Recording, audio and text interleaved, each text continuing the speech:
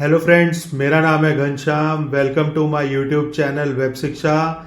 जहां मैं video upload करूंगा उनके लिए जो web development, graphic designing and digital marketing सीखना चाहते हैं विदाउट एनी कॉस्ट। तो आइए शुरू करते हैं।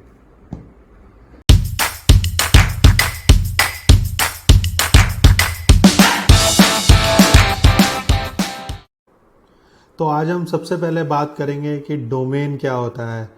बेसिकली डोमेन नेम आपकी वेबसाइट का नाम होता है। डोमेन एक वेब एड्रेस होता है जिसके थ्रू कोई भी आपकी वेबसाइट, कोई भी यूजर आपकी वेबसाइट को एक्सेस करता है।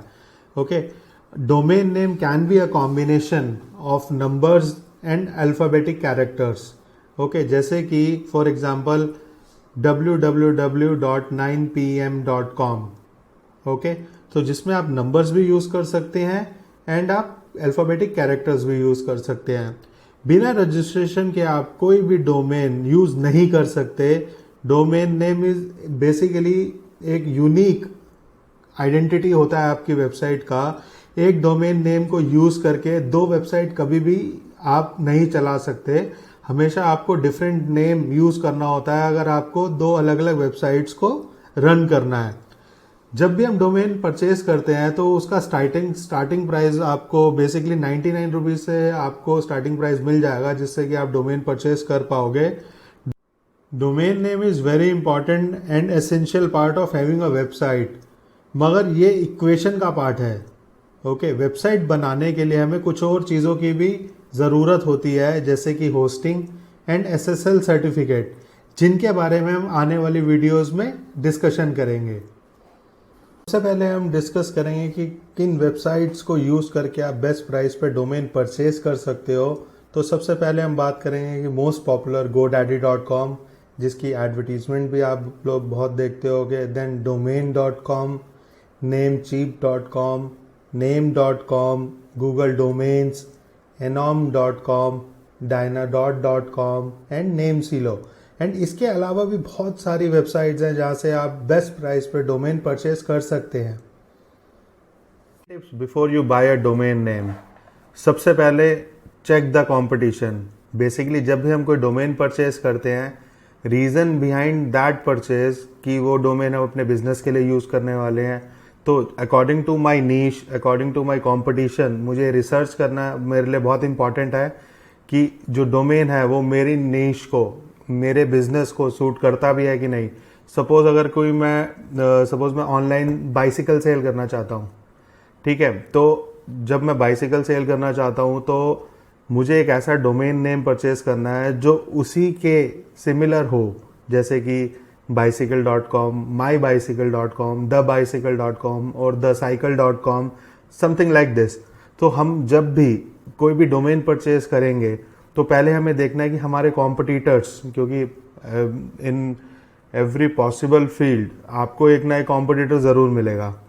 तो आपके कॉम्पिटिटर्स किस टाइप का नाम यूज़ कर रहे हैं और मार्केट में अभी एग्जिस्टिंग आपके कितने कॉम्पिटिटर्स हैं, तो उन्हीं के अकॉर्डिंग, उन्हीं को compete करते हुए आप एक बेस्ट डोमेन नेम अपने बिजनेस के लिए चूज कर पाओगे। Number 2, make it easy to type and remember.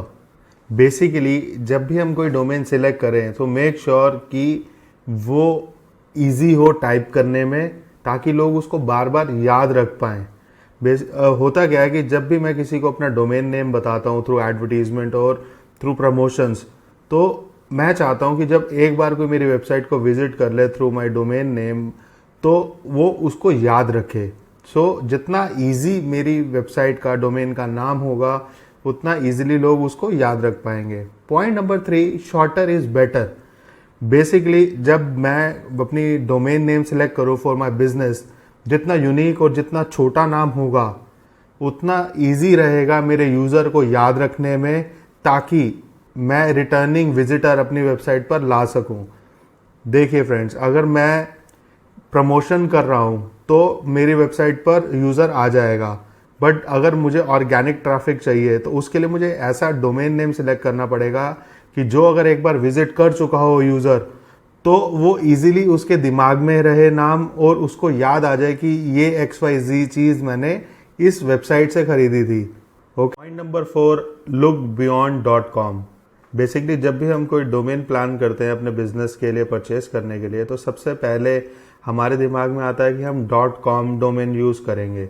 Basically .com, .in, .co.in ये TLDs होते हैं, which is called top level domains.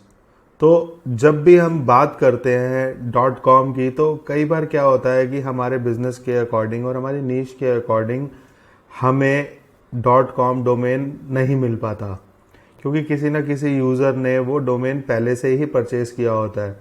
तो ज़रूरी नहीं है कि .com ही डोमेन लेना है, आप .in ले सकते हैं, .co.in ले सकते हैं, मगर हमारी नीश को छोड़ के कोई भी रैंडम नाम ले लेना फॉर अ बिजनेस, वो आइडिया सही नहीं है।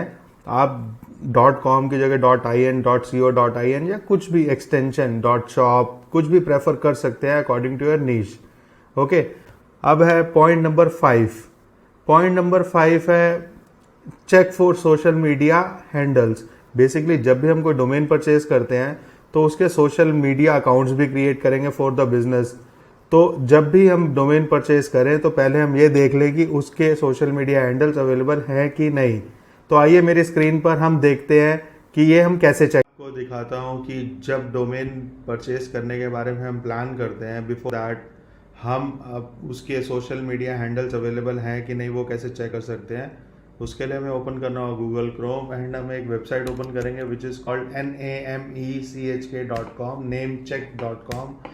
जब आप वेबसाइट ओपन करेंगे तो आप यहाँ देख सकते हो कि यहाँ पर URL पेस्ट करने का एक सेक्शन है, जहाँ पर हम कोई भी डोमेन का नेम पेस्ट करेंगे और सर्च करके हम पता कर सकते हैं कि उसके सोशल मीडिया हैंडल्स अवेलेबल हैं कि नहीं। तो रेफरेंस के लिए हम चेक करते हैं फ्लिपकार्ट मैंने कॉपी किया URL और यहाँ पर आकर इसको पेस्ट किया एंड मैंने क्लिक कर दिया सर्च।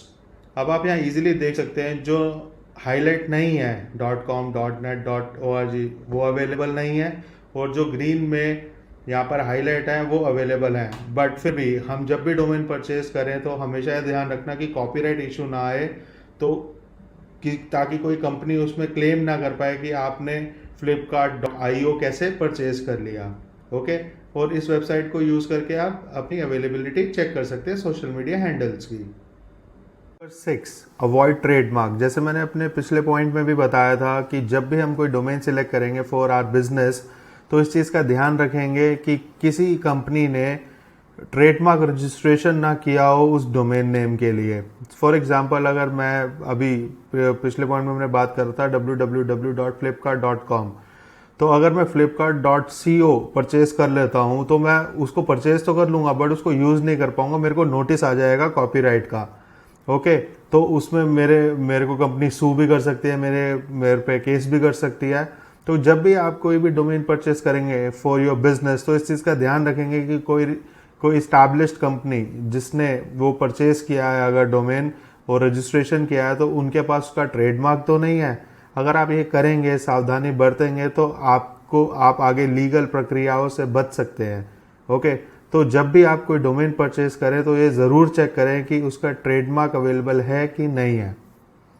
तो अभी जैसे हमने पिछले पॉइंट में डिस्कस किया था अवॉइड ट्रेडमार्क्स के बारे में, वैसे ही अगला पॉइंट है हमारा point number 7, protect your brand. तो जब आप डोमेन परचेज कर लोगे अपने बिजनेस के लिए, तो आपको भी इस चीज़ का ध्यान रखना है कि कोई उस डोमेन को दूसरे एक्सटेंशन के थ्रू यूज़ ना कर रहा हो। सपोज आपने xyz.com रजिस्ट्रेशन करा लिया है और कोई दूसरा xyz बिजनेस वाला उसको xyz.in या .co.in को परचेज करके यूज़ कर रहा है, तो ऐसे आप अपने ब्रांड को प्रोटेक्ट करेंगे ताकि कोई और उसको यूज़ ना कर पाए अपने बिजनेस के लिए। Point number 8, hyphens are a close call. जब भी आप अपने डोमेन को परचेज करेंगे तो अगर आप उसमें स्पेसिंग रखते हैं 2 वर्ड्स के बीच में, तो ऑटोमेटिकली हाइफन यूज़ हो जाता है, which is a bad idea. किसी भी यूज़र के लिए वो याद रखना बहुत मुश्किल हो जाता है, जो आपके बिजनेस के लिए, आपकी वेबसाइट के ऑर्गेनिक ट्रैफिक के लिए बहुत ही हार्मफुल होता है। Point number 9, so are numbers. तो जब भी आप कोई डोमेन परचेज करते हो तो उसमें अगर नंबर्स ना हो तो उसमें क्या होता है कि यूज़र को याद रखने में उसको थोड़ी सी आसानी होती है और रिटर्निंग यूज़र आपकी वेबसाइट पर बढ़ता है। ऐसे हम बात करेंगे अब point number 10, avoid slang and pop culture. Basically जब आप किसी वर्ड का स्लैंग यूज़ करते हैं तो वो सबको समझ नहीं आता, तो उसको हमें अवॉइड करना चाहिए। तो ये थी कुछ टिप्स जिनका आपको ध्यान रखना है बिफोर बाइंग एनी डोमेन और सिलेक्टिंग एनी डोमेन। ओके, सो आज के लिए इतना ही था। आज हमने डिस्कस किया इस वीडियो में कि डोमेन क्या होता है, किन चीज़ों का हमें ध्यान रखना है बिफोर परचेजिंग एनी डोमेन।